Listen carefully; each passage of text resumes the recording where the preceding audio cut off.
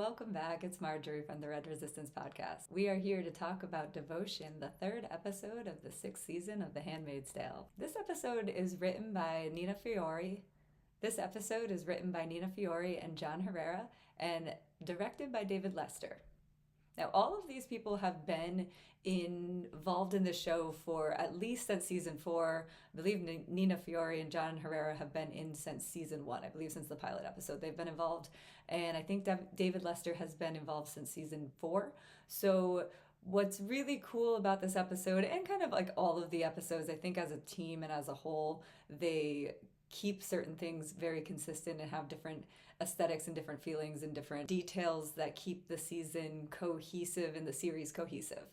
The scene with Serena and Larry, I love just how reminiscent it felt of a couple different scenes and shots that we've seen with Serena in different locations, but it also felt very new, like we were heading into new territory with her, which I think is very much exactly what we're seeing with her character. So I loved some of the stylistic details throughout the episode. And in terms of writing and kind of bringing all these players, we've seen the last 2 episodes have been so June and Serena focused that bringing all of the major players back into this episode and setting them all up for what I think is going to be the springboard for the rest of the season was really cool to watch play out in this episode. It was a nice way to end the 3-episode arc of this premiere, because I think we got to really kind of relish and sit in June and Serena in the bottle episode, because with this series dwindling down to its end, there's only so much more time that we're going to be able to see them together. And I think they just really needed to lean into what those two can do in a scene together. So it was a great way to set up the first episode. And then we have exile of kind of moving June and Serena and still focusing on what is essentially probably going to be their 2 main storylines through season 6. And what we're seeing in episode 3 is how focusing on their 2 storylines, you can kind of pull everyone else into the episode. So everyone was pulled into this episode in a nice way of checking in, seeing what the stakes are for the rest of the season, what their motivations are, and who is devoted to who and for what reasons. While I was taking notes for this episode, I went back and I rewatched the episode of the flashback of Hannah's baptism. We see that in this episode here. It's in the first scene. And if you are waiting anxiously for episode 4 to drop, that is a great episode to go back and watch in the meantime. It's God Bless His Child. It's season 3, episode 4. And there's a couple different interesting things that are happening in that episode that I think are either having to do with this episode here or kind of just going to be something that we're going to see play out moving forward. So first, in this episode here, you have Hannah's baptism and you have Nicole's baptism. And so Nicole was baptized by Luke and Moira at the end of that episode, God Bless His Child, because they knew that it was so important to June to get Hannah baptized. And now that they had this child from June and she was still in Gilead, they wanted to do this for her and for this child. So you have that baptism and you have those flashbacks, and you kind of it's a good reminder of all of the people that have been June's support system since the beginning, and now she has her mother reunited with her, and the only missing piece of this puzzle is Hannah. Another thing that happens in that episode that's really interesting to watch is Serena is like on the brink of changing. Like, I really thought at that point we were going to start to see a different side of Serena. It's the episode where June has the conversation with her about wearing the aprons and pulling the strings, and you can move the point just like we did before. So she's referencing them working together, and she knows that there's like these glimpses of Serena and resistance, and Serena has this position of power and influence, and you think that she's going to turn a corner because you think that she understands. She sees she got Nicole out, she got her finger cut off, she basically wants to leave Fred, she doesn't really have any other friends besides June, so she's kind of willing to listen to her. But we know that by the end of that season, she ends up getting sucked back into Gilead and all their ideologies through the Winslows and their like gaggle of children and all the power and influence that they have and prestige that they have in DC. So everything I thought I was going to see changing with Serena went out the window. And I feel like I'm almost getting set up to get fooled by her again, because it does truly feel like Serena is turning a new leaf. Like she's seen the light in some sense. And if she can just put the wheels in motion to correct course, then we could see a new side of Serena that we haven't seen before. But this new Wharton guy reminds me so much of Winslow that I just feel like whatever his motivations are, and it's kind of unclear still. I mean, it's not kind of unclear, it's very unclear still exactly where he fits in the mix of these Gilead commanders and their ideologies, and his piety versus his hypocrisy versus his motivations and power within this structure that is still just so unknown. He's ominous and he's important to Nick, and that's kind of all we know about it as far as his power. But his interest in Serena is kind of unclear, so I don't know if he's going to be able to like sink his claws into her and pull her back to the quote unquote dark side, the way that we saw the Winslow's influence in her life at that point. And we know from the last episode that Serena is easily pulled into these ideologies. So that episode has these great scenes with June and Serena as far as Serena becoming resistance. And we know how it plays out there. So it's kind of interesting to see if there's similarities or differences within her ascent in perspective. And then also in that episode, we get the scene where Lydia beats the shit out of Janine because she asks to hold her child. No, she doesn't beat the shit out of her when she asks to hold the child. She goes too far when she asked to go back to the Putnams and give them another good one. And she's like, isn't that what you wanted? Isn't that what you all want? And she starts to like kind of have this meltdown, and Lydia just wails on her. And June's the one that has to step in and stop it. So that was another interesting thing to see, because in this episode, Lydia's so obsessed with helping Janine and protecting Janine, and she doesn't really, even in this episode, seem to get the bigger picture of like all her special girls. She really just has Janine and her special girl, and she wants to keep track of her and protect her, and she's willing to do just about anything to get her out of Jezebel's. She kind of has this emotional breakdown after the fact, so that could have been a shift in the direction between Lydia and Janine at that point, and to see how far they've come now, where Lydia is really willing to put her neck out on the line to make sure that she keeps Janine safe. But enough of all the old episodes that you can go back and rewatch if you want to have some deeper, newer insight and reminders into this episode. Let's get into this episode.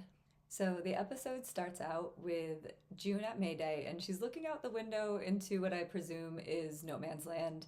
And obviously her mind is focused on Luke and Moira, who she's trying to get to.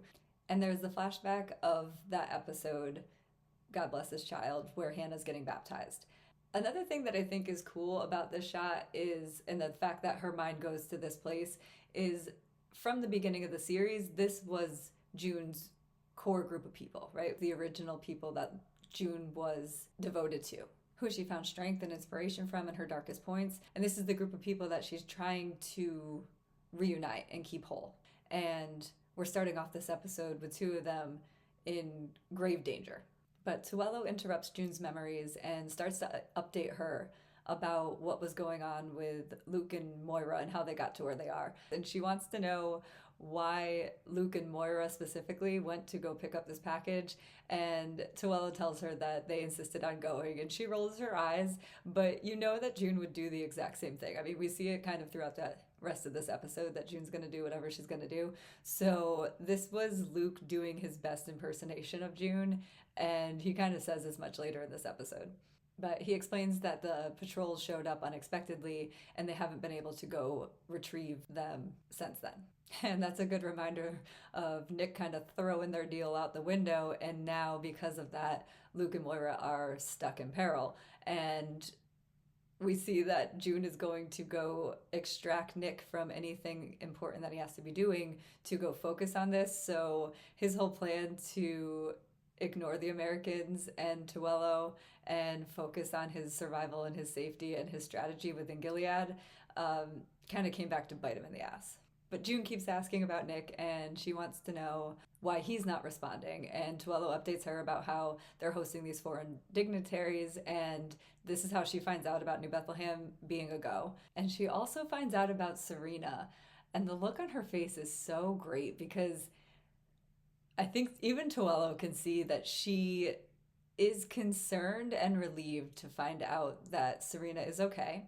And when she finds out that she is in Gilead, she says that line about she always comes out on top, and she has like a smile on her face. She looks happy. And as I was really like struggling to put the right word on what it is that's on her face and what this emotion is between her and Serena that keeps them connected.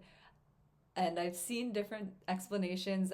Somebody had a great comment about trauma bonding, and certainly that is a big aspect of this. They've been through so much together. Also, because of that, I think June's clinging on to the hope that she sees Serena can make the changes to enact and roll back and make amends for the things she's done and the consequences of all of her actions. I think June still sees that there's a way for Serena to make it right. And also in that episode, God Bless the Child, that I keep referencing, I forgot to mention that that is also the spot where they use the line with Fred from the book. June sees Fred at the baptism, and where they're gonna announce that like they're praying for Nicole, the stolen child, and blah blah blah. And Fred is there without Serena, and she's looking at Fred, and she has that quote from the book about, I don't know what I feel about him, it isn't love. And that's all I could think about with this look on her face with Serena. There's just this familiarity and this intimacy in which June has experienced these two people, whether she wanted to or not. And now she has this connection to them that she cannot sever. What does she feel about Serena? I don't know, but it isn't love. But I think that that is why we needed to spend as much time as we did with June and Serena in the first two episodes, because there is just so much history there and so many different emotions playing into their relationship. And I think at the end of the day, June is still holding on to that hope that Serena can do better. And we also know that June is really smart when it comes to knowing what people around her can help her with her own goals.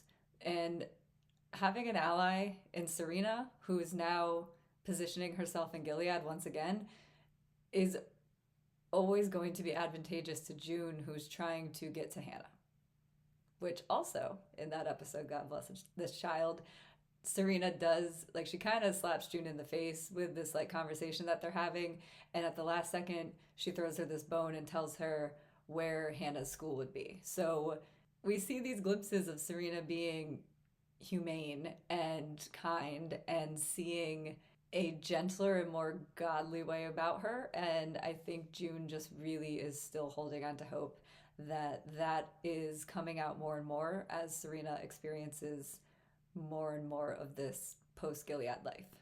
And then June starts to walk away, and now Tuello's behind her, and she starts to ask why he thinks that Nick will show up. And he says he will for you. And you get the shot of June, and Tuello can't see her. It's just this shot of June and us. And she smirks, and it's just such an interesting smirk because she does it again at the end of this episode. And that's why I keep going back to this smirk, because like I was saying with Serena, June is really good at sizing up when people are going to be useful to her.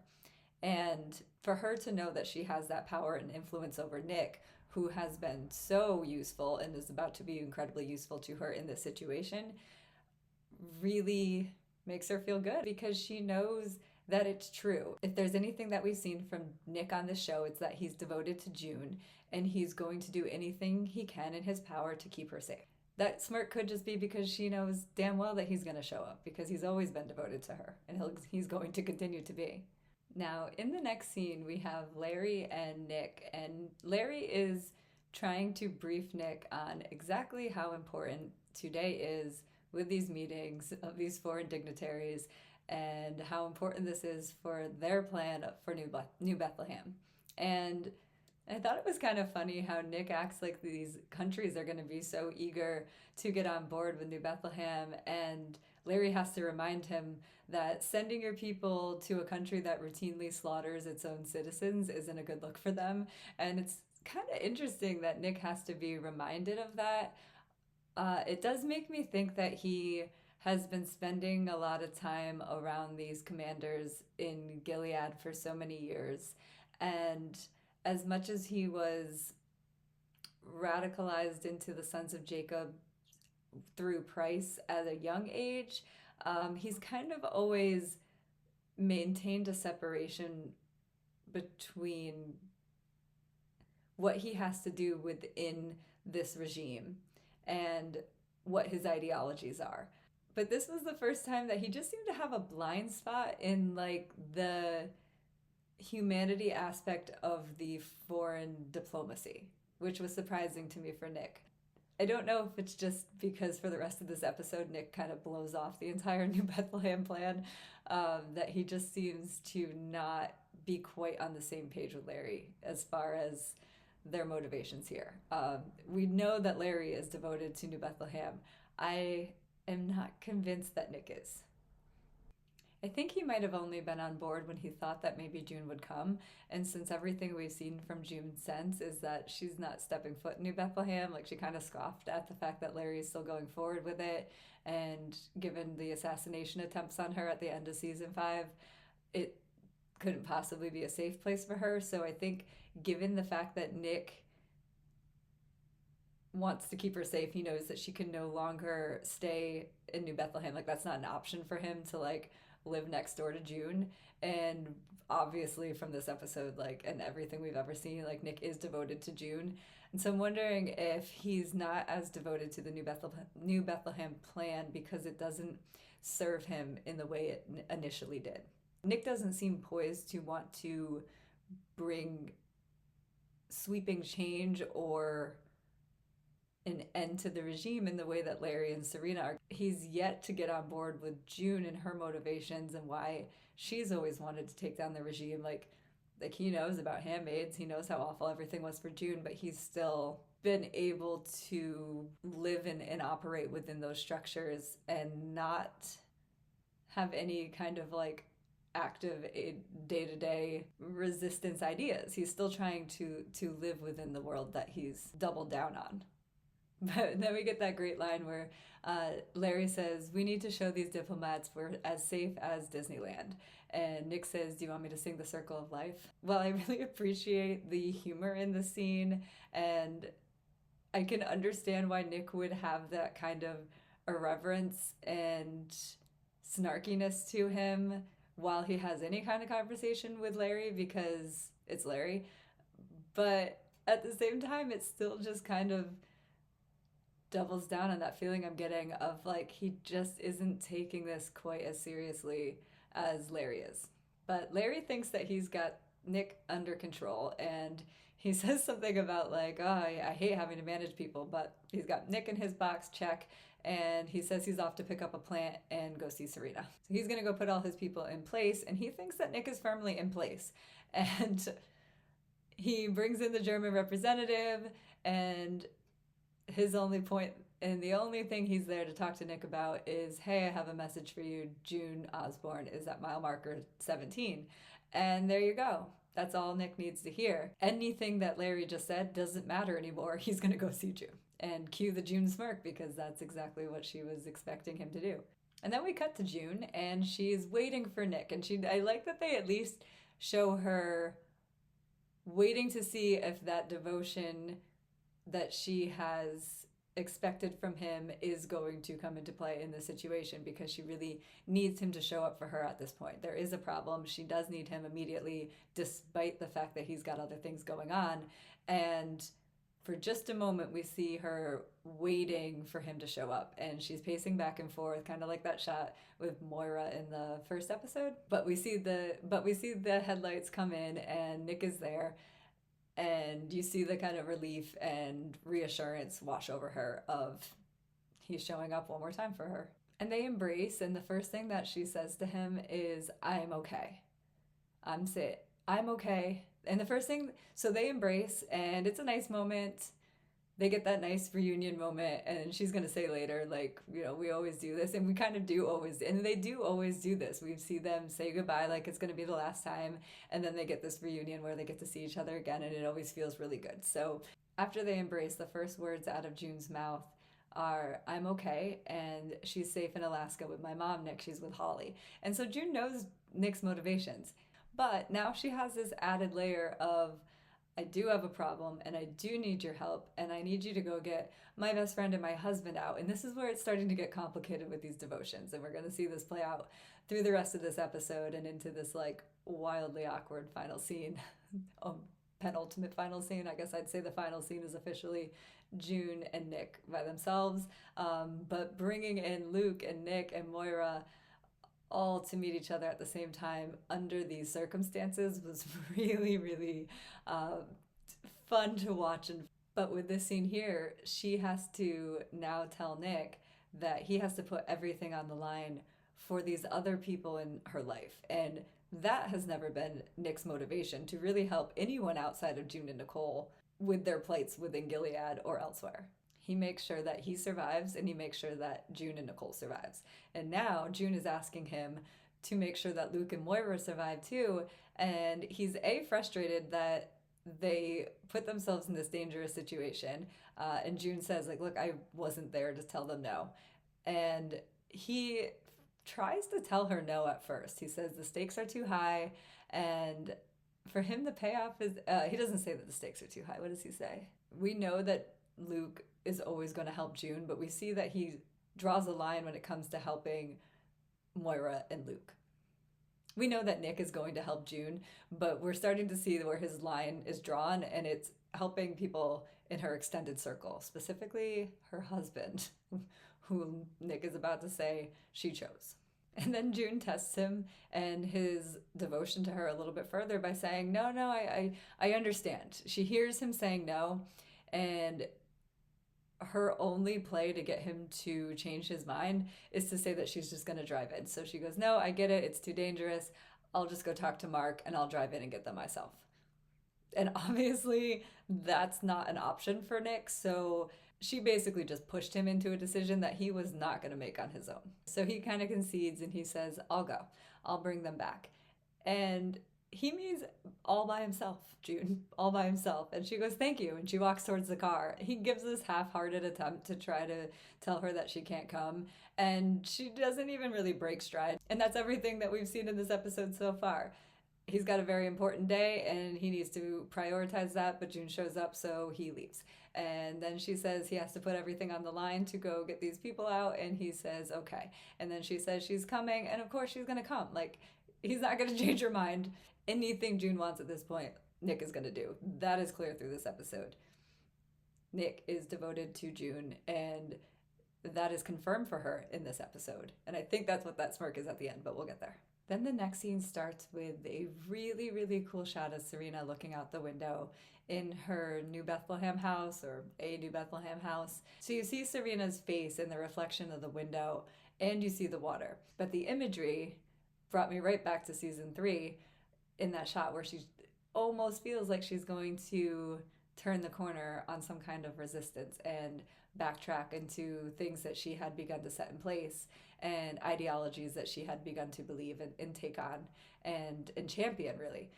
And it looked like she was starting to undo those, and then she wasn't. So now we're seeing this imagery again, which is interesting. And then they pan out, and you see more of the room that she's in, and you see that big glass door window that she's standing in front of. And it does feel a lot like the Canadian detention center that she was in through most of season 4. I just love that they make these shots in this show that can feel so reminiscent of these different settings that we've seen these characters in. As I was thinking about the Canadian Detention Center, it made me start to think about the fact that Serena's still that girl in a box here, in the same way that June's always kind of in this box. She says at one point, like, I don't want to be a girl in a box. It just dances for people when they open the lid or whatever she says. And Serena, it kind of feels like Serena's in that same position still. But interestingly, Serena was the one that gave June that box, and she gave her the key to it as well. And I still like to go back to that scene because I just feel like there's a lot to her giving that key to June like that with everything that was going on. But in this situation, it's kind of interesting because the key to burning that box down is Serena at this point. And we saw her in season 3 try to burn it all down, and she couldn't quite do it. And I'm just wondering if in this final season of The Handmaid's Tale, Serena's finally going to be able to put all these pieces together and actually burn down the thing that she built up. And I'm just wondering if in this final season of The Handmaid's Tale, Serena will finally put all the pieces in place to burn down the thing that she built up. But I just think it's really cool that the show can do, in one shot, can get me to think about so many different things that we've seen on the show already. I very hesitantly say I don't think Serena is going to fall back into Gilead ideology. I think she is actually going to find a way to work with June in her new power and influence, and they can wear the aprons, pull the strings, move the point, work together, resist. We shall see. I don't know.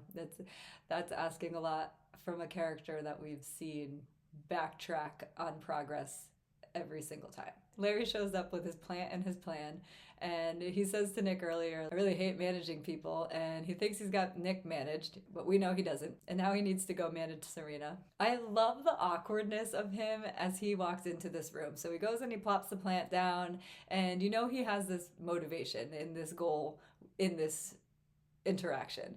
And Serena picks up on it right away. She knows, and she's kind of fucking with him the entire scene. Like, she definitely has the upper hand here as she tries to figure out if she can put all her eggs in this basket with Larry, because they are just so different in their ideologies and in their motivations. Not necessarily in their motivations. I think he makes it clear at the end of the scene that their motivations are the same, but their methods and their ideologies are very different, and they're two very different people at their cores. So I just love the awkwardness of Larry as he comes in the door, because the whole thing that they're getting at is that they have to sell this new Bethlehem plan. The thing with Larry is that he lacks the showmanship that Serena has always possessed. And that's why he needs her in the situation. And so for him to walk in the door so awkwardly and be so unable to get off the ground with selling this idea to Serena, she can see instantly why he needs her. And he goes and he tries to give her that, he gives her that great line, you're a striking Viking with an IQ to match. And she knows that she's been in a relationship and worked with Fred long enough to know that optics matter, and that optics wise, she is going to sell this way better than Larry ever will. So he tries to explain to her all the reasons why he chose her, and she says, I know why you chose me. I need to know that God chose you. And his response is, oh Jesus. And it's so perfect because his whole demeanor changes, and he knows that he's in trouble with the direction in which this conversation is about to go. And Serena starts to quote the Bible. She goes, and when I surveyed all that I had done and toiled to achieve, everything was meaningless, chasing after the wind, nothing was gained under the sun. And it just goes right over his head. I can relate to that so much because it just goes over my head in this damn show. So it was really, really fun to watch him just not get it, and to watch her be so wildly disappointed. I think she felt like this was a softball. He just swung and missed. And so he responds with, I'm sorry to hear that. And she just looks at him baffled and says, Ecclesiastes 2:11. She starts out the scene praying to God for some kind of guidance and how she will be able to set right the things that she's done and make amends. And Larry showing up was a big part of pulling her back in, and now they're supposed to be working together. And I think she really wants another sign from God here that this is the right person, and they are off to a terrible start. And she has that little callback line to the last episode where she says, I know I can bring God here, but I don't feel God in you, not entirely. And she asked him to pray. And there's this cool shot as they pull back from the room. There's this cool little statue off to the side of the room that looks like a body praying on its knees, but with no head.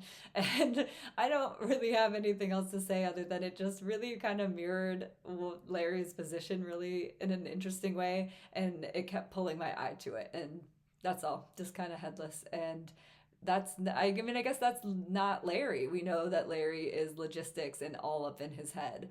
And this is the opposite. This is asking him to have faith and belief in something that he isn't going to see, which he's going to allude to later in this conversation too. So I guess that does make sense. But I really enjoyed that random statue on the side that kept pulling my eyes in, and now I'm thinking that it does fit perfectly and make sense with what Larry is doing in this situation here. That must have been why I was so drawn to it every time, because I do really like that imagery. So then he gets down on his knees and he tries to pray, and everything in my body was like, this is the worst thing you could do to me, is put me on the spot like this. The same way that Naomi had to like try to pray in front of all those people before dinner. This is like high stakes praying performance for Larry, and his attempt is so brilliantly terrible. Like, he may have memorized her prayer from the last night, but he did not memorize her delivery of it at all. I didn't even recognize that it was the same prayer. I was like, what is he talking about? This is the best he can do. Serena picks up that he is reusing her prayer from the night before, and he kind of smirks, and he has that great look on his face as well. I'm enjoying all the smirks in this episode. But so he kind of has, actually there are a lot of smirks. Nick has a smirk at the end of this episode too. So he gets up off his knees once he realizes that he is never going to be able to perform for her in a way that is going to convince her, and he has to take a different appeal here. And he goes, look, Serena, if there is a God, and she's so taken aback by that statement, which I think is so funny, because if she thinks this is like the person that God is sending her, and the first things out of his mouth is, if there is a God, that is kind of a red flag as far as moving forward. And if Serena's not trusting her gut because she has been led astray in the past, then I can see her concern with Larry and the things coming out of his mouth right now. But he continues, he says, he isn't in empty words or in weird rituals, and he definitely isn't taking attendance. And she's so exasperated. She goes, then why are you here? What is driving you if it isn't God? And I think it's so funny that she can't even imagine what someone's motivation could be for something if it isn't God. And it's kind of funny in this episode where we're seeing all of these people's motivations for what they're doing and their devotions to different people and different causes. And Serena is just so tunnel visioned and like, well, if it's not God, what's the point? So then he says, it could be God or it could be my dead wife. And his whole demeanor changes, his face shifts. I think if there was anything that's going to sell Serena at this point, it's the fact that there is a heart and an emotion there, even if it's not being motivated by God and faith in the Bible. At least it's something that Serena can latch on to. And so she says, but isn't that God? Isn't God working through you? And he says, sure, you can't prove it and I can't disprove it. And as they wrote in the Book of Mormon, that's kind of what God was going for, right? And she looks so baffled, and this just made my heart so happy. This conversation between these two people and the ways in which they just don't speak the same language. And once he starts referencing musicals, it's like just one step too far for Serena, and she goes, who are you? Tell me I'm not crazy for being here with you. At this point, Larry's dropped all pretense of anything other than laying out exactly what his motivations are. And he says, you are crazy. We're both crazy. We broke this country, and now we have to fix it. And I have this insane idea. You can call it faith. I believe that you and I can get this done. And you believe it too, in your way, that God called you back here to help me. And boy, do I need your help, in case you haven't noticed. In the name of God, Serena, don't make me get on my knees again. Let's make this happen. Let's do it together. And it's that impassioned plea that finally convinces her. And she uses the Bible to say yes to him. And she says, then you will call and the Lord will answer, and you will cry for help, and he will say, here I am. And he says, praise the Lord. For the record, I wasn't crying. She says, you were a little bit on the inside. And end scene. Larry manages to manage Serena, and now he thinks he's got Nick in place. He has Serena in place, and as we're going to see later, that's the piece of the puzzle that he really does need. He does need her help, and she really steps in and saves the day for him, as we're going to see later in this episode. But next, we are going to cut to Lydia and Janine. So this scene starts out with Lydia arriving at Jezebel's, and as she's walking up to the entrance, there is these 3 holes in the architecture of the building, and I just kept watching them. Every time I would watch this scene, my eyes would go back to these 3 holes, and I'm like, why? And like, she's in the center of one, and I'm like, Is this like a scope on a gun? Like, I was trying to figure out what that imagery was. And every time I would think about what we're going to see in this scene, it feels like these three holes are just these gaping holes in the facade that Lydia has built in order to justify everything that she's done within Gilead so far. And then when I thought about it like that, I'm like, well, that technically is a facade of the building. I can't quite, like, I was trying to figure out if they're like in the parking garage underneath it or where they are. And I'm like, well, regardless, it would be a facade. So I also think I really like that imagery for that reason. And I think we're still seeing here that she just doesn't understand the bigger picture. She really believed what she told these girls, that they were going to have this special place in the society. And she's realizing that what she built at the Red Center and what she's telling them doesn't actually happen outside of the Red Center. And we're seeing that Lydia has basically no influence outside of the Red Center either. And that's going to change in the Testaments, or at least that is going to be, yeah, that does change in the Testaments. And I think what we're seeing here right now is that for her to survive any further in this world and to protect her girls in the future, and we know that Lydia believes in what she's doing. Like, she has the Gilead ideology of these are sacred vessels that God has chosen for these most important job that you could ever have, these special little babies. And Lydia believes all of that. So we're continuing to see, like, I think we've seen cracks in the facade, and at this point, we now see these gaping holes. But she's greeted by this aunt, and it sounds like Lydia was inquiring about Janine, or somebody tipped Lydia off to, like, knows that she would want to know where Janine is. But she got the message that Janine is at Jezebel's, and so she shows up, and I'm assuming this is Jezebel's. Maybe there's other names for it, and this isn't the exact same location that June and Moira and would go with Waterford and that we've seen, but I'm pretty sure this is the exact same place. And Lydia's entrance into Jezebel's is very reminiscent of June's entrance into Jezebel's and her first time seeing the massive hypocrisy and little club that these commanders have that no one else knows about. And that Down the Rabbit Hole song is playing, and this feels very much like Lydia's Down the Rabbit Hole moment, and she's about to learn things that she can never unlearn. And as Lydia's entering, she finds out that the Marthas have to cover their faces so that they don't entice the patrons, and she's seeing, I don't know if that was an aunt doing coke or one of the girls dressed as an aunt in like an aunt costume.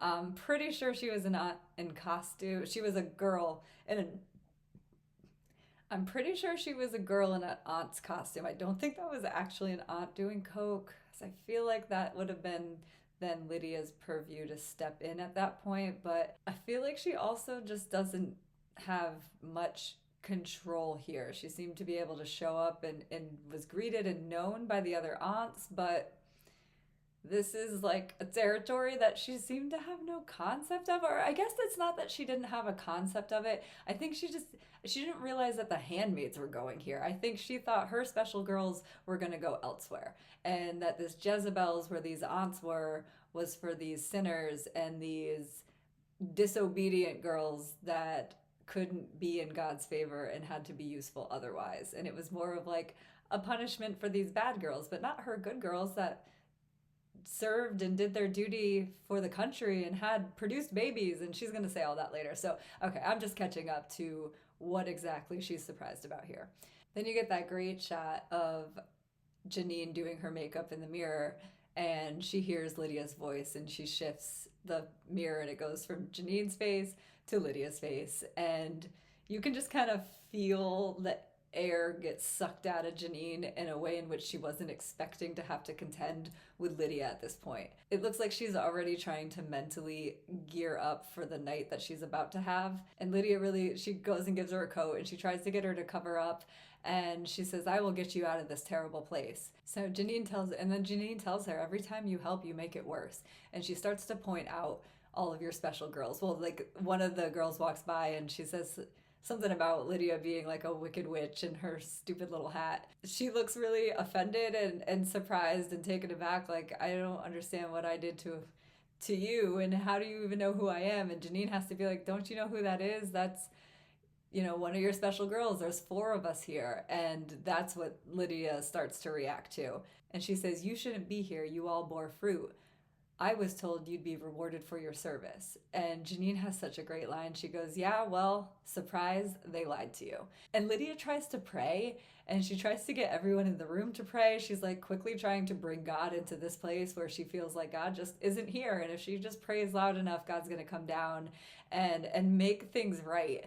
And it's Janine, of all people, who says there is no God here. And Lydia tells her God is everywhere, especially in the darkest places. And you can hear where Janine had that hope for as many seasons as she did. Like, I always refer to Janine as the flower in the colonies girl, because that's what she was. She was always able to find hope, and God has a plan for me. Oh my God, she was like, she's kind of like Serena with her own God has a plan for her. Like, she just keeps getting out of these situations in which she should have been killed, and she survives. And so she says there must be a God.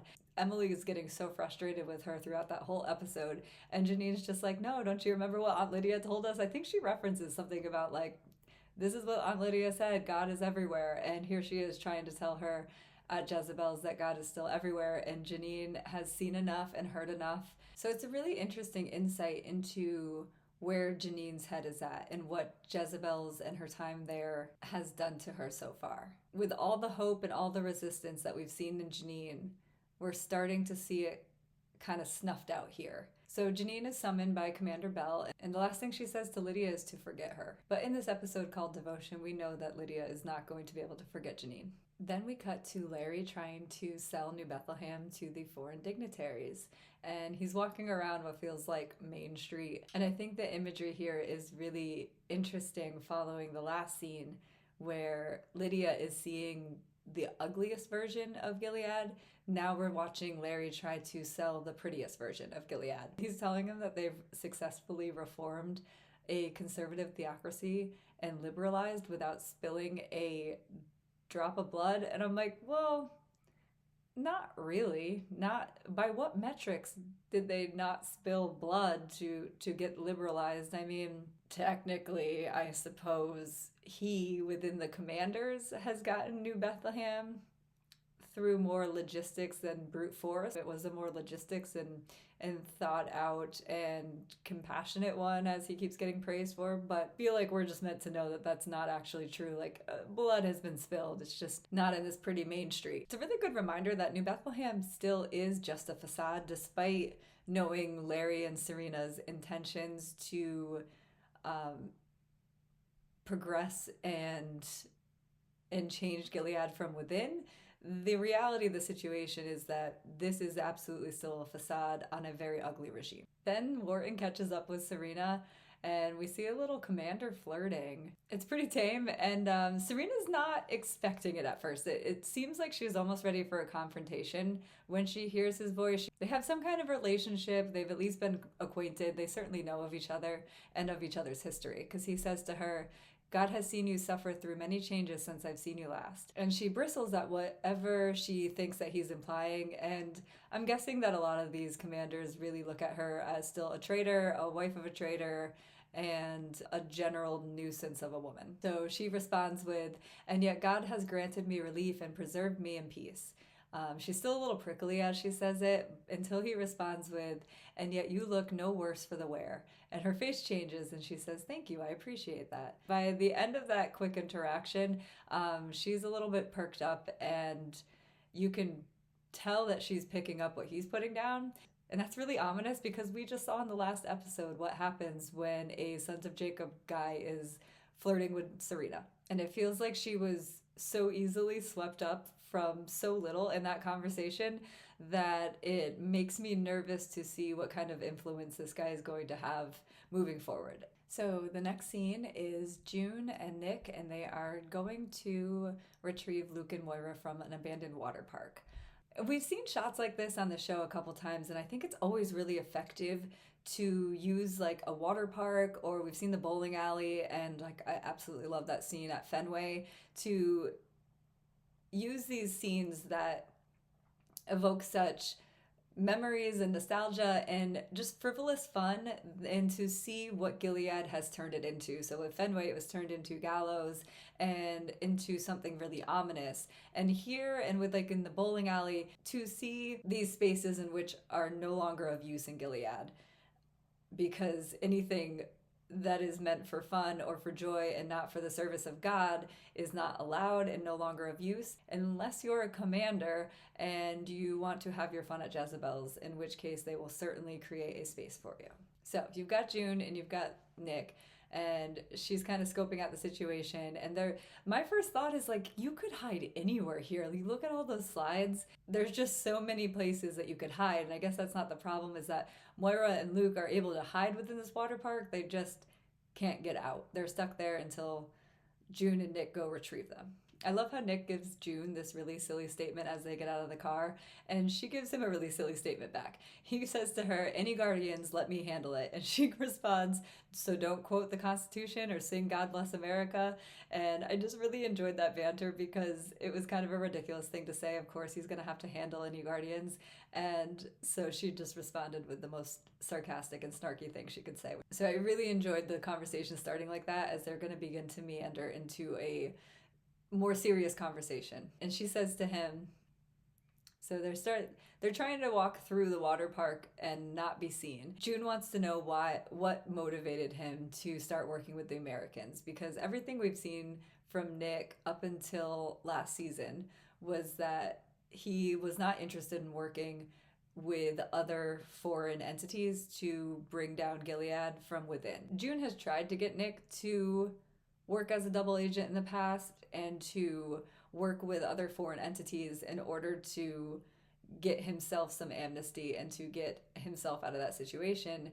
And he has always doubled down on he's not going to be able to walk away from Gilead. The best he could do is get June and Nicole out. Other than that, we've kind of seen him just make a life within Gilead for himself. And so she wants to know what changed. What was it that motivated him to, and I think she's really fishing for more confirmation that he is always going to be devoted to her. And I think she kind of knows that it has something to do with her safety and the fact that she got hit by the truck, but he confirms to her that it is that, and that he went to see her. And the only way he was going to be able to go to Canada to see if she was okay with his own eyes was if he agreed to work with the Americans. You can see that information really hits her hard. Like, up until this point in the episode, she has continued to operate under this understanding that Nick is entirely devoted to her, but this is just one further layer of that really hammers that home for her. And he says to her, I had to see you. And it kind of reminds me of that line. I go back to this line that Luke says to June all the time in the show, when they start having their affair and he's still married to Annie. And they're in the hotel, but at this point, it seems like this is a regular thing they do. It's not the first time that they're in the hotel together. And she confronts him and says something like, she basically just turns to him as they're getting ready to leave the hotel, and she says, I want you to leave your wife. And I think at that point, I'm putting a lot of presumptions onto that scene that I'm trying to go off of my memory. I might not even be remembering it entirely accurately. But I feel like at that point, she was really looking for Luke to either confirm that he wanted this relationship more than he wanted his marriage, or to backtrack and try to have both. And if he was going to backtrack, she was going to find a way to extricate herself from this situation and maybe pull back from what they had started. But Luke doesn't say that to her. He confirms what she was already, I think, fishing for in that moment, and he says this line that is just so succinctly perfect. And he says, okay. And she's like kind of taken aback by that. And he says something, I don't know if I have it exactly right, but he says, I'm in love with you. What else am I supposed to do? And it's just that sentiment of like, I don't have any other choice, June. It's you. And this is essentially what Nick is saying to her here. And it feels like she was trying to get that confirmation out of him that he is devoted to her entirely. And I think that she got the answer she was looking for in both cases. So then we cut back to Larry and Serena making their final pitch with these foreign dignitaries over New Bethlehem. Wharton points out that Nick is missing still, and we know exactly where Nick is, and we know he's not coming back anytime soon. They're trying to find Luke and Moira in a water park filled with all these slides and shops, and they could be anywhere. Nick's gone. He's missing this entire situation for this event for June, so devoted entirely. But you got Serena and Larry moving on without him, and Serena's quick to say, it's fine that Nick's not here. Don't worry about Nick. Larry's got it under control. Until they press Larry on how women would be able to trust that they'll be safe in New Bethlehem, given everything that Gilead has done.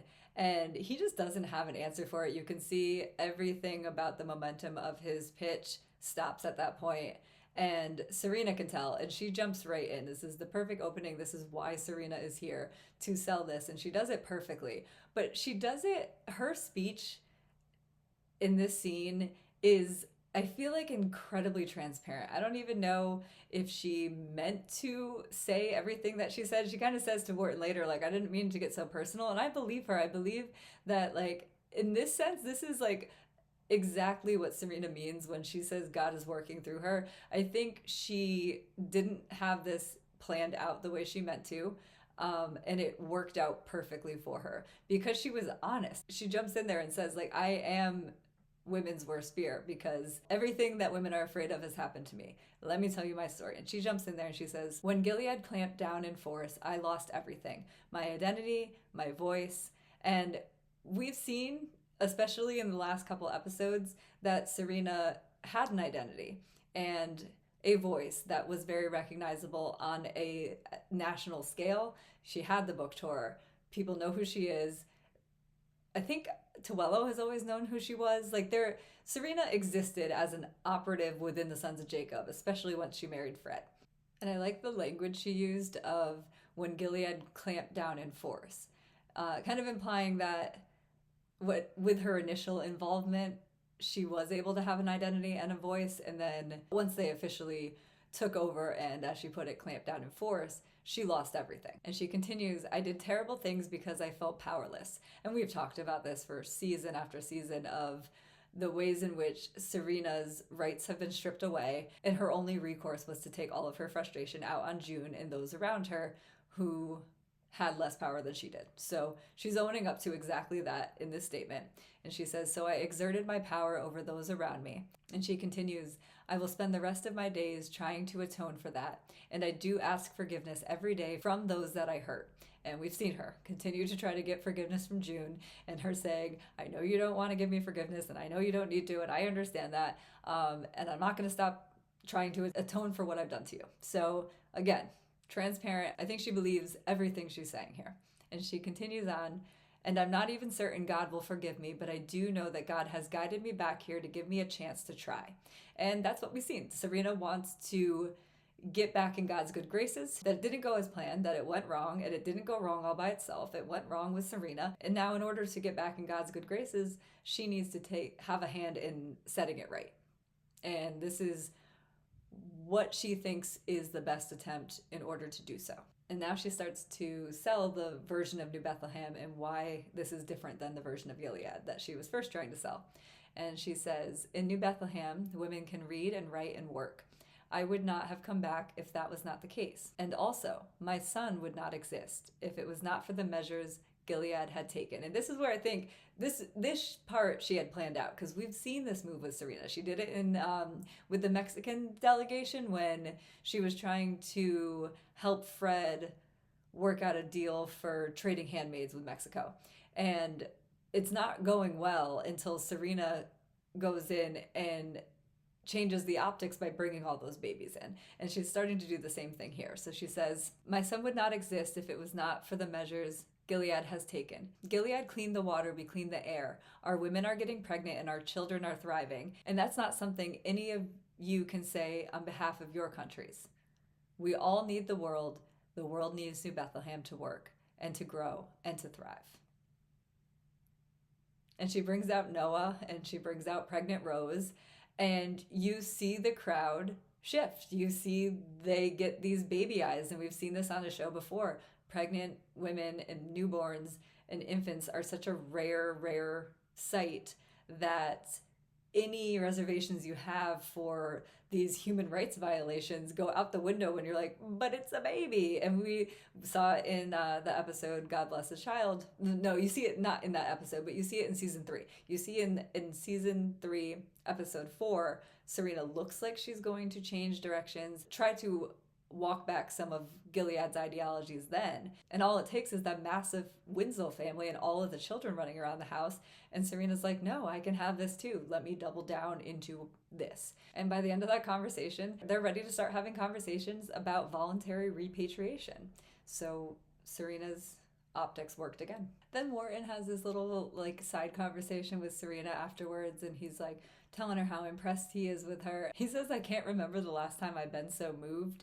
And she says, I guess you must have missed my book tour. I love that she wants to remind him of that, as if she's trying to say, like, I've done this all before. And if you saw me on my book tour, you would know that this is exactly what I do. And I like his reaction because he knows, he picks up what she's putting down. They have this really like nuanced flirting that is interesting to me because I kind of like them together and I don't want to like him with anybody because he seems like a problem in general. They just have this like interesting banter because what she's saying is really subtle, but he reacts to it like he knows exactly what her point is. And it's like she's just trying to remind him that this fire in her and this accomplishment and this ability to sell an idea is something that she has done before. It's like she's implying that he's just catching up to what everyone else already knows. Then we get a shot of an I van going by and we see the barbed wire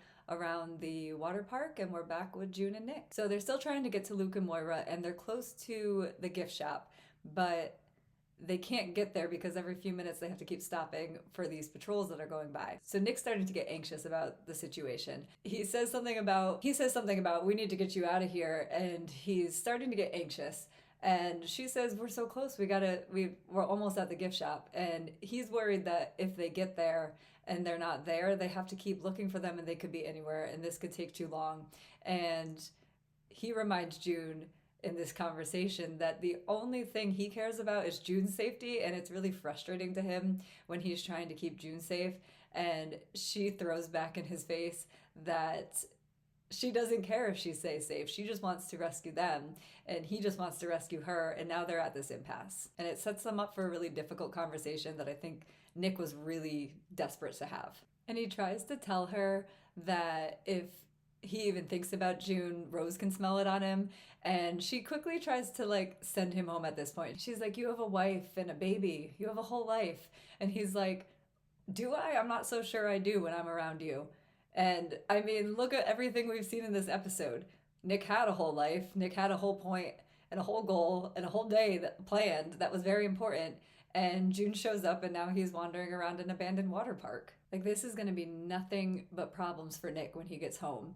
And all he wants to do at this point is make sure that June is safe. And he goes, and I've risked everything I have to save him, to save your husband, and you chose him. I get the sentiment of where Nick is coming from here. It comes off a little whiny and a little like, not the moment, Nick, but I mean, honestly, when is the moment for these two? And it's kind of unfair of Nick because like his whole thing was getting June out. He's mad when she stays the first time because he just wants her to be out and to be safe. I don't know. I just feel like June has yet to choose Luke or to choose Nick. She hasn't had a choice in this situation at all since Gilead has been in existence.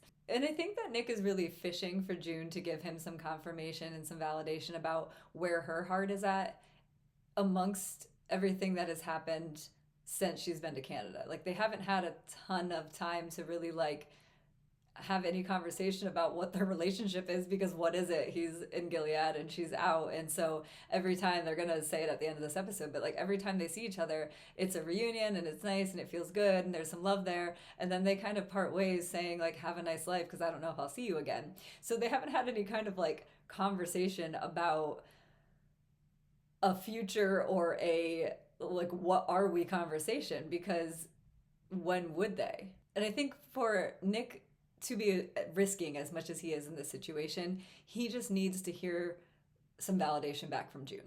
And she tries to tell Nick that she didn't have a choice. There isn't a choosing that she's done since she's met Nick. She says, he waited for me.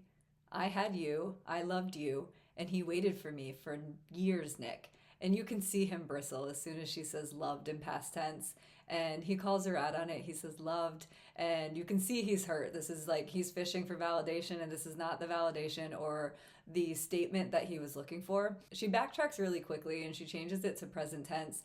And she tries to try and explain what she meant of while all those years while she was loving in the past tense Nick, Luke was always waiting for her. And so it wasn't so much a choice of let me get out and find Luke. It was Luke is waiting for me. And so what she just hasn't had a choice. She's gotten out and Luke has had their child, Nicole, Nick and June's child. And she's had this family waiting for her. What we see in the beginning of this episode is this reminder of this unit that June had as a family prior to Gilead being in existence and prior to her ever meeting Nick. Now she's just kind of stuck between these two worlds that she was forced into. So in this episode where you have Serena trying to undo all of these things in which she had a real hand in bringing forth this regime that affected so many people, June didn't bring forth this regime. We've only seen her try to exist within it. And one of the things that has really bifurcated her existence is these two men in these two different parts of her lives. And she's really been able to kind of compartmentalize both of these men in these relationships. And this is the first episode that we see it really start to come together and get messy. Like Luke and Nick have met each other before, but not in June's presence. So it just gets really messy by the end. Not even messy, it just gets awkward by the end of this episode because there's so little time to process and hash out and have conversations that need to be had about these relationships. Instead, it's just exist and react within this world. And this is the first time that all of these people are going to be brought into this room together. And it's amongst this big conversation with Nick and June. And Nick has that great line where he says, "Do you have any idea what it's like to be in love with you?" And it just kind of highlights this existence that both Luke and Nick have of being completely devoted and in love with June.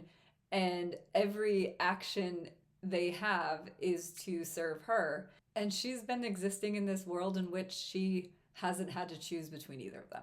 And that really does seem like the plight that Nick and Luke are having through this episode is the hellish existence it is to be in love with June Osborne. And she tells him that she can't lose them. And I think she's kind of just reiterating that she can't make a choice in the same way that Luke leaving his wife wasn't really a choice. What else was he going to do? And Nick always helping June isn't really a choice. What else is he going to do? June being stuck between these two men that she's in love with and who both love her, she can't make a choice between one or the other. What is she going to do? She can't lose either of them. And in this situation, she's telling Nick she can't lose Luke and Moira. These are her people, and she cannot go on without them. So if he wants to protect her, he's going to have to protect them also. They are an entity and a part of her world in a way in which if she loses them, what is the point? And he tells her, that's how I feel about you. Everything you're saying about them, that's how I feel about you. And he says, and I lose you over and over again. And we've seen them keep having to have these goodbyes over and over again. And every time it feels like this reopening of this wound for Nick. And she tells him that she's here. And I guess that is kind of the point, is they can keep saying goodbye to each other over and over again, but they do keep finding their way back to each other. Even if it's just to save another entity in her world, she's still going to go back to Nick for that because she still needs him and she still cares about him and she still loves him and she still wants to see him. Like, all of these things are true, and I don't think she's had the ability or the space to sort out how she feels about all these people in her life other than to just react to what situation is thrown at her next. And that's the best validation that she's going to get from Nick here, is that she will keep coming back, that she's here, that she loves him presently, and that she's going to keep coming back, and this isn't goodbye. In this moment, with this conversation, he's getting enough back from her of confirmation that she's still in it, and that she still cares about him, and that she still needs him in her life, even if it is in this survival, useful, get my family out of no man's land kind of way. That need and that partnership is still there with them. And the love is always underlying every interaction that they have. So then we cut to Luke and Moira, and they are still in the gift shop. And after hearing about their plight through the episode so far, now we're actually seeing what is going on with them. And the imagery is, again, really, really effective, because you have this water park and it's abandoned, and all the reasons why that's effective imagery just in and of itself. And now inside of this gift shop, the light is coming from the outside, which is all lit up by these gunshots through the door. So Moira's looking out from like a crack in the gift shop, and the wall or the door or whatever that is riddled with gunshots. So while this place that used to be fun and enjoyable is now abandoned in this world, not without first a lot of violence happening there, it just adds to the scene as they have this conversation and they're hiding in this gift shop. You can see the sunglasses case and the racks of clothing, and it's just a very familiar setting. And then to see the gunshots and the violence that has happened there while people were probably hiding. So we're already put on edge as we join Luke and Moira, and we can see that they're really starting to spiral and melt down within this trap that they're essentially stuck in. Moira's talking about how Mayday's abandoned them. They're not coming back for them. They're down to like a bag of carrots and a protein bar, and Luke is barely present in the scene. He's really just spiraling and focusing on these commanders and the bag that they're supposed to be picking up. And now he has this information and he just needs to get it back to Mayday. And that's really just the only thing that he's focusing on. And Moira calls him out on it. She tells him to stop obsessing. And he tells her, oh man, this line is so annoying. And I'm really glad that Moira puts him in his place in a really gentle way. Like, she has a lot of compassion for the plight that he's in. It's a tense situation, and they're just trapped here with nothing to do but contend with each other. And Moira gives Luke as much grace as she could possibly in this situation. So Moira's trying to point out to him that those commanders and those names that he keeps obsessing and memorizing and like envisioning getting some kind of revenge and blowing their heads off, and like all sentiments I can get behind. She's reminding him that none of that matters if they can't get out of the situation. They need to focus on how they're going to survive the current issues that they have and not worry about the revenge they want to enact on Gilead, because right now they're about to starve to death in a water park. And Luke doesn't want to hear it, and he says to her, I should have never let you come. And she says, you can't let me do anything. And she says that her delivery is really gentle. We've seen her go head to head with him, and she's not usually that gentle. The compassion that she gives him here is certainly noted. She says, you should have stayed back in Toronto. And he gets really, really frustrated with that statement, because that's the last thing he wants to be told to do. Like, he's been waiting, and June even says it. He waited. He's sick of waiting. He doesn't want to wait anymore.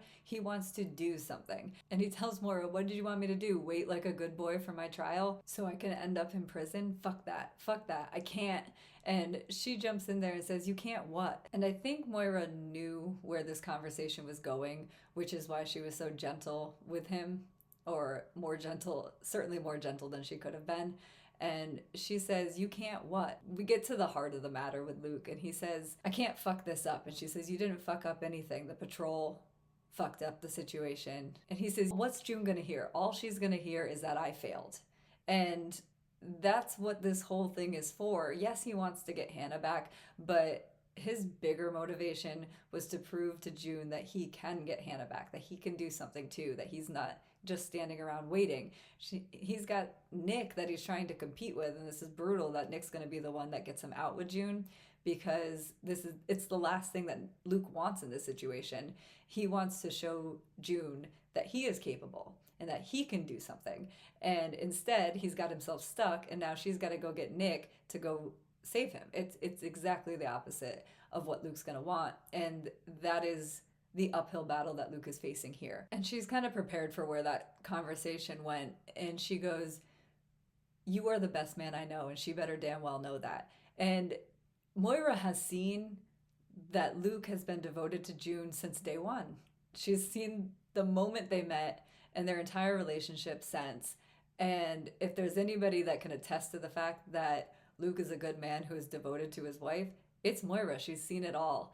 And I appreciate that she's at least here to tell him that in this moment. And we don't get to see Luke's reaction to that statement so much, because before she can really finish her sentence, they hear something. Somebody has come. It's really tense. They think this is kind of the end. Luke has somewhat of a vantage point, and he can see Nick come in. He doesn't recognize that it's Nick. It just looks like a guardian with a gun. And for all that conversation of June saying that Luke waited, and then Luke saying that he doesn't want to wait anymore, and then all of a sudden in this like really tense moment, he's just waiting again to see what's going to happen. He doesn't take the first shot. They both have guns. He can see it's a guardian, but he's not going to give himself away if he doesn't have to. So again, they're just waiting in this moment. It was just kind of interesting to see all the waiting that Luke is still doing. But he hears June's voice, and now everybody gets to be confronted all at once, and still in this like highly perilous situation where there's just not enough time to have any normal conversation, although I don't know what the normal conversation would be in this situation. She goes to Luke first, and she does embrace him kind of quickly, and as welcome as it is to hear June's voice in this situation,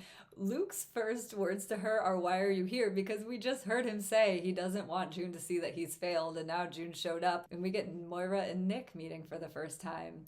And there's not really a whole lot of time for them to appreciate this meeting, but I do really love the way that Moira makes this entire situation less awkward, and I appreciate that. So Nick and Luke do that like weird, awkward, hey, and then Moira is filled in that that's Nick, and Moira's like, "Wow, Nick, what's up, man?"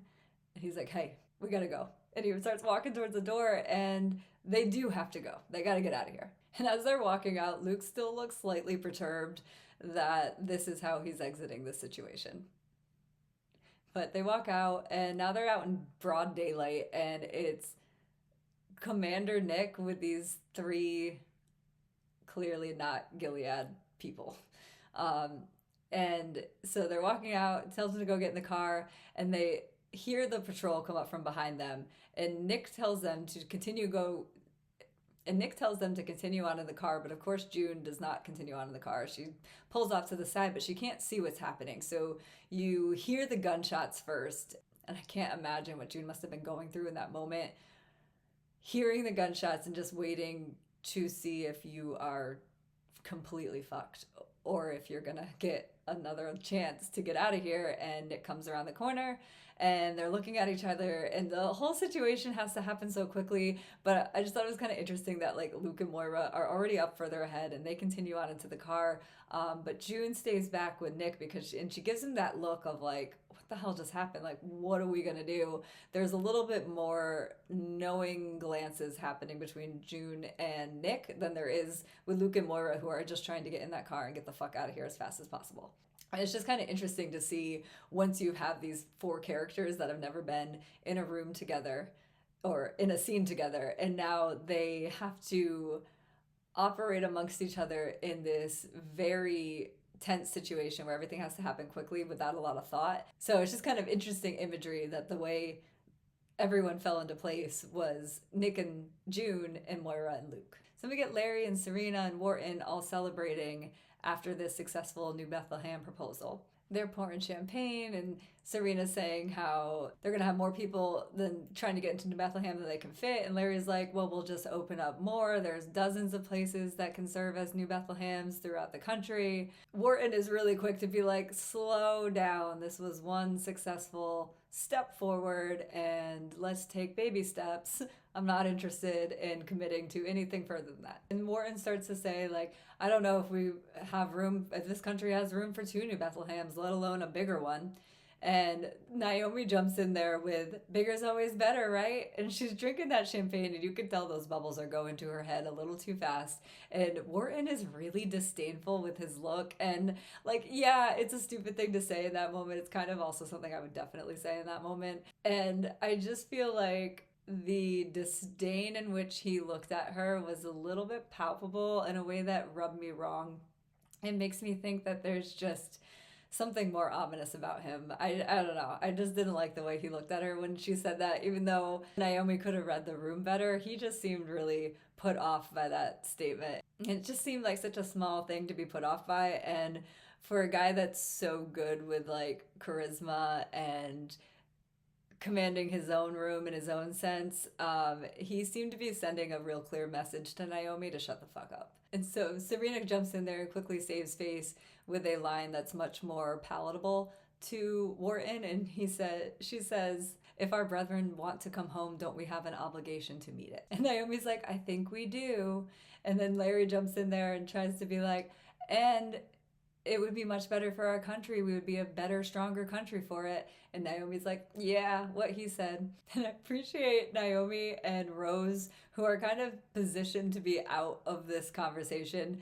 And they both bring something really funny to the scene. And so Naomi's here just kind of being awkward and not knowing the right thing to say, and Serena has to like smooth out everything, and Morton's like, let's just toast to a successful day and we'll keep talking about it. And then he turns to Rose and he's like, didn't she say Nick would be here by now? And Larry deflects and says, I sent him to the trade route to check on something, nothing too important. And you can tell that Rose does not believe what Larry's saying.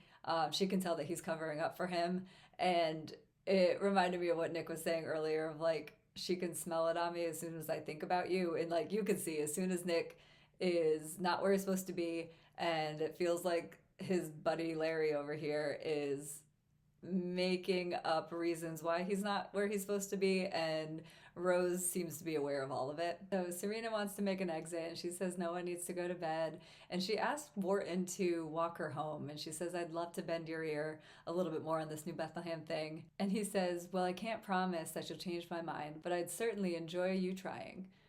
And it's again that like there's some real, they're clearly flirting with each other, and this time they're clearly flirting in front of his adult daughter, and she kind of gives him this like gag me look.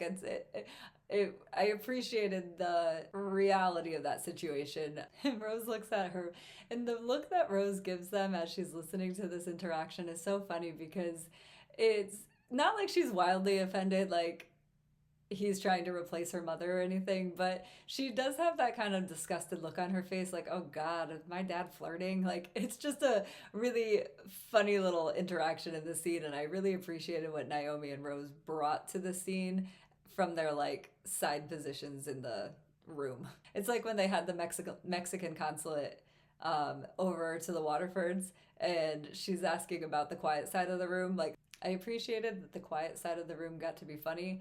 And I also appreciated the optics that Serena is still standing with the men. Oh, and she's wearing pants. I forgot to say that. She came out as the face of progress in a pantsuit, and I love that. In the next scene, Larry and Naomi are arriving home, and as he enters the house, he is ready for ice cream sundaes. He's happy. His day has been very successful, and he's got Lydia waiting for him. And she goes, Commander, pray you forgive me, but I'm here on a matter of grave importance. And he goes, pray you make an appointment at my office. And she's just so unbothered and unfazed by his snarky responses always. She's very serious. She wants a serious conversation, and she ignores his bullshit. But she plows on, and she's very upset that Janine is at Jezebel's, and she's trying one last attempt to get Naomi and Larry to let Janine come back into their house as a handmaid. And Larry has no real opposition to this, so he basically looks at Naomi and is like, sounds tempting. She goes, she's a rude, vulgar, ungrateful little bitch, and we're done with her. And she storms off. I'm like, vulgar? Naomi? And we've seen this before, that they give these wives these like little bits of power so that they can feel contented in their situations. And this is the one that Naomi is getting, is which handmaid, or at least specifically if Janine is welcomed back into her home, and a hard pass, no, not happening. Lydia's not done with Larry. She's still trying to appeal to him, if not with Janine specifically in his home, then the handmaids in general going to Jezebel's or to the colonies when they should be treated with a position of respect and should at least be able to live out their lives as Econo women.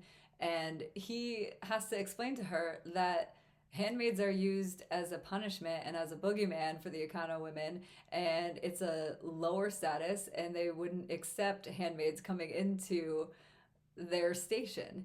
And Lydia just isn't aware of this hierarchy. She assumes that everyone is treating and revering these handmaids with the same respect that she has convinced herself these handmaids deserve based on everything that Gilead is putting forward. And she's finally realizing it's not what it seems. It's all a facade, and she's been lied to this whole time. She's really irritated that Larry won't advocate for Janine on his behalf because she produced his child. Lydia's still operating under this pretense that he will therefore be appreciative of the fact that Janine had a baby for Naomi, and now he has inherited this baby with his marriage that he doesn't care about at all. Like, Lydia doesn't have Larry's number whatsoever, but Lydia doesn't have anybody's number. She's finding out just how vastly wrong she is about the handmaid system that she has put in place. And Larry's not done explaining to Lydia the ways in which she doesn't understand that this world works.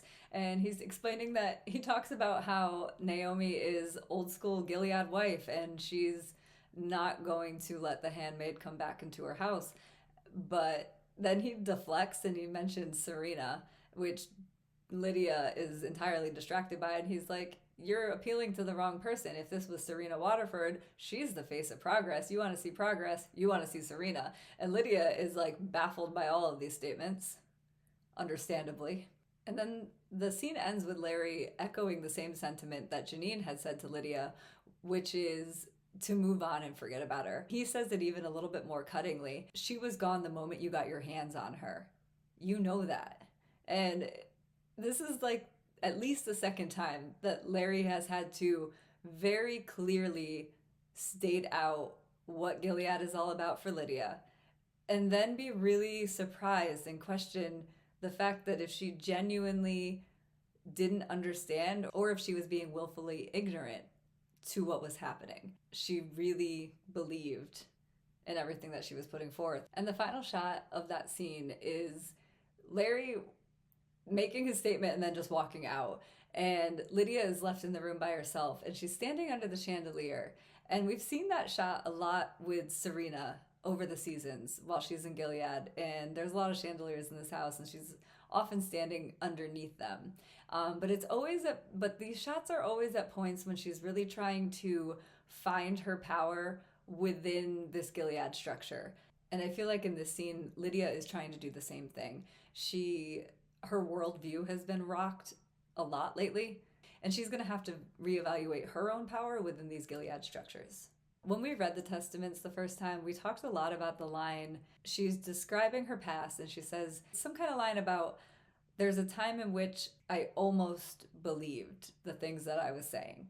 And this series has been this time. And it's this point at the end of the series that we're finally seeing the wool pulled off of Lydia's eyes. Up until this point, she did believe. She is a believer. She's probably one of the most pious and true Gilead supporters without any self-serving motivations that we've seen, although by the Testament, she's picked up plenty of them. So I don't know. I mean, there's certainly self-serving motivations that we've seen from Lydia, but Testament's Lydia is referring to this time in her life as a time in which she almost believed. And I think moving forward, she is no longer going to be able to hide behind the, I didn't know, they told me. She knows now. And we get to see what she's going to do with this information.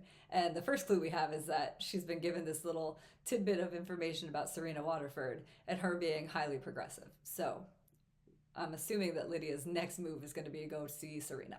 So we start off the episode with June going in to retrieve Luke and Moira, and we're ending the episode, mission accomplished, with her coming back to Mayday with Luke and Moira and a big assist from Nick. Tuello meets them, and they say these like kind of rushed goodbyes. It's Moira says to Nick, "It's nice to finally meet you." Nick and Luke do their little like man hug thing, and Luke says, "Thanks for like saving me," and Tuello steps in and says, "Sorry, that situation got a little complicated." And he reiterates the sentiment that's kind of been throughout this episode of, we gotta go, we gotta go, we gotta go. So he says the same thing, we gotta go. Say your goodbyes and get in the car, we gotta get you back.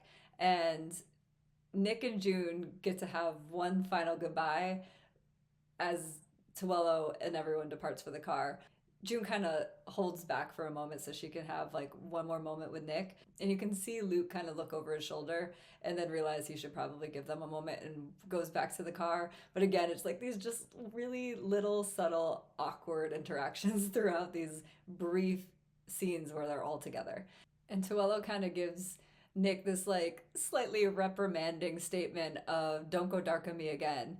And June jumps in there and says, "Hey," he responded, he showed up. And Tuello's like, "Only because you were here." And Nick's like, "I've got a high commander living in my house. I don't know what you want me to do. I'm doing the best I can." And Tuello tries to threaten him, and he's like, "Just hold up your end of the agreement or I'll expose you." And Nick sizes up that situation really quickly, and he's like, "No, you won't. I'm no use to you if I'm dead." He's useful, as we've seen through this episode, clearly. And he's entirely right, because having Nick as an operative doesn't do Tuello any service if he's dead. And Tuello knows he's right because he doesn't have anything to say after that. He just looks at him, looks back at the car, looks back at him again, and then walks to the car. And so she says, "We always do this. We always say goodbye like it's the last time we're going to see each other." And he says, "So what should we say instead?" And she says, "How about just see you later?" And he goes, "Okay, see you later." And that's like the nicest ending that they're going to get, given how much time they've had to have any conversation about the state of their relationship, and also given the state of their lives. The state of their relationship is really not the most important thing here. So she leaves it at, "We'll see you later," and she starts to walk away, and we get that final shot of her kind of processing this entire interaction out of his eye shot. And as she's walking away, you get that one final smirk. She knows that he is devoted to her for all of the reasons. That's a good thing. It's good for her survival. It's good for the people she cares about survival, and she cares about him, so it's good for him too. I think it's clear that she loves Nick. She loves Nick. She loves Luke. She doesn't want to choose, and she wants to say, "See you later." And that's an episode.